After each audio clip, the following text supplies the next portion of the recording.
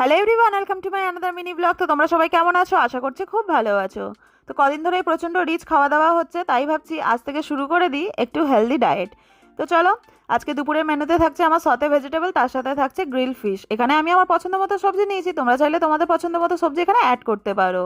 তো প্রথমেই আমি কড়ার মধ্যে একটু নুন দিয়ে সব সবজিগুলোকে ভালো করে বয়েল করে নেবো। এটা কিন্তু বাচ্চা থেকে বড়দের জন্য খুবই হেলদি একটা রেসিপি। তো চলো, বয়েল হয়ে যাওয়ার পরে এটাকে তুলে নিয়ে আমি কড়ার মধ্যে দিয়ে দিলাম একটু এক্সট্রা ভার্জিন অলিভ অয়েল। তোমরা চাইলে এখানে বাটার ইউজ করতে পারো, যেহেতু আমি ডায়েট করছি তাই জন্য আমি এখানে extra virgin olive oil use করেছি।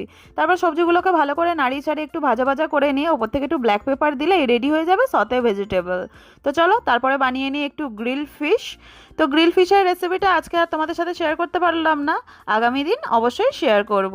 তো সব কিছু আমার রেডি আজকে দুপুরের লাঞ্চ। চলো আমি সেরে ফেলি, তোমাদের সাথে দেখা হবে নেক্সট ভিডিওয়ে। সবাই সুস্থ থেকো, ভালো থেকো, বাই বাই।